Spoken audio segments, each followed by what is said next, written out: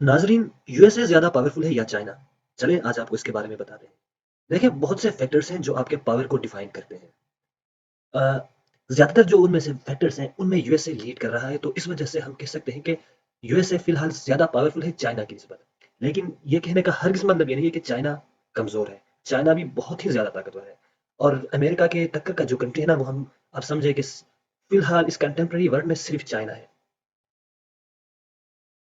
तो अभी मैं आपको बताऊंगा कि किन फैक्टर्स में यूएसए लीड कर रहा है और किन फैक्टर्स में चाइना लीड कर रहा है। ठीक है। सबसे पहले अगर यूएसए की हम बात करें तो मिलिट्री जो पावर है यूएसए का, आप समझे कि सबसे ज्यादा है। वो इस सेंस में कि यूएसए के पास सबसे, आप समझे, स्ट्रॉन्ग मिलिट्री है। और उसकी जो रीच है ओवरऑल पूरी दुनिया में, आप समझे कि है, क्योंकि उसके बेसिस हर कंट्री में है। उसकी नेवी और एयरफोर्स बहुत ही ज्यादा मजबूत है। और जो उनकी अपने बजट में वो जो अपने मिलिट्री के लिए फंड मुख्तस करते हैं, वो भी चाइना की निस्बत ज्यादा है। और दूसरा जो फैक्टर जिसमें यूएसए लीड कर रहा है वो इकोनॉमी। लेकिन सबसे जो मेन पार्ट अदा करता है एक कंट्री के पावरफुल होने में, वो उसकी इकोनॉमी है। क्योंकि अगर आपके पास इकोनॉमी है तभी आप अपनी मिलिट्री स्ट्रॉन्ग बना सकते हैं, उसके लिए इन्नोवेशन कर सकते हैं। आप उसके लिए कुछ भी बाई कर सकते हैं, जो इस वक्त की ज़रूरत हो वो चीज़ें, वो हथियार आप उसके लिए खरीद सकते हैं। तो इकोनॉमी यूएसए की बहुत ही ज़्यादा स्ट्रॉन्ग, आपको पता है। दुनिया की एक लार्जेस्ट जीडीपी है यूएसए के पास। और जो डॉलर है, पूरी दुनिया में डॉलर से ट्रेड होती है, दूसरे करेंसीज की निस्बत डॉलर में ज़्यादा ट्रेड होती है। और जो तीसरा फैक्टर है वो है टेक्नोलॉजी। देखिए, टेक्नोलॉजी में भी फिलहाल यूएसए सबसे आगे है। अगर चाइना इसको टक्कर दे रहा है उसमें कोई शक नहीं, लेकिन फिलहाल फिलहाल आप फिलहाल हम कह सकते हैं कि यूएसए इसमें आगे है, क्योंकि उसमें इन्वेंशंस ज़्यादा होती हैं। और एडवांस उनके पास एआई है। तो ये जो चीज़ें हैं वो यूएसए को ज़्यादा मजबूत बना देती हैं।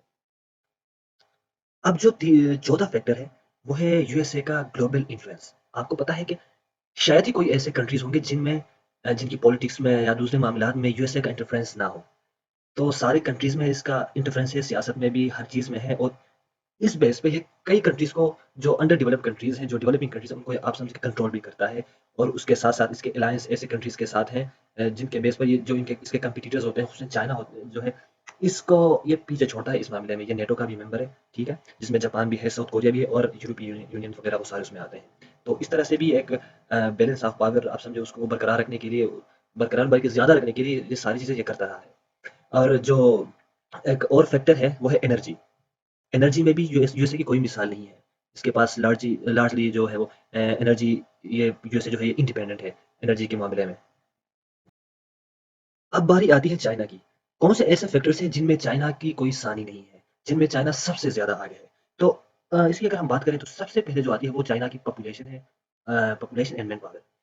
अगर आपके पास पॉपुलेशन ज़्यादा है और आप उसको सही तरीके से यूटिलाइज़ कर सकते हैं, तो आपकी कंट्री जो है वो पावरफुल बन सकती है। आपके मिलिट्री पर्सनल जो होते हैं, उनकी तादाद भी ज़्यादा हो सकती है। और ऐसा ही है चाइना में भी, चाइना के मिलिट्री पर्सनल्स जो हैं वो बहुत ज़्यादा हैं दूसरी कंट्रीज़ की निस्बत।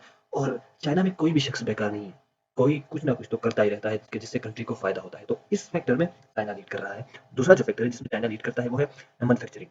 आपको पता है आपकी कंट्री में, जिस किसी भी कंट्री में अगर आप देखें, तो ज़्यादातर जो चीज़ें होती हैं वो चाइना से वो मँगवाई गई, या मेड इन चाइना प्रोडक्ट्स होते हैं वो। तो यही चीज़ है, चाइना को ज़्यादातर जो इसकी इकोनॉमी में जो मेन किरदार अदा करता है वो उसकी मैन्युफैक्चरिंग पावर है। चाइना ऐसा कंट्री है जो हर एक, आप समझिए, एक मास्टर चीज़ की उसकी कोई चीप कॉपी बनाता है ताकि वो एक्सेसिबल हो हर बंदे के लिए। और तीसरा जो है वो इंफ्रास्ट्रक्चर। आप में से अगर कोई चाइना गए हुए हुए हों या वीडियोज़ वगैरह में देखा हो, तो चाइना की जो इंफ्रास्ट्रक्चर है ना, उसकी कोई मिसाल नहीं है।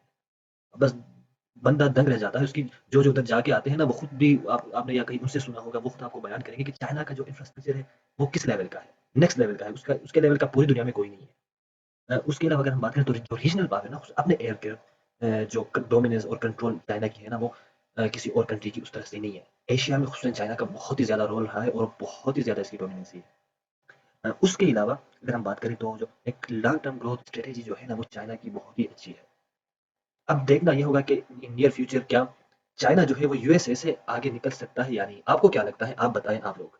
मुझे जो लग रहा है, फिलहाल यूएसए के टक्कर का कंट्री सिर्फ चाइना ही है।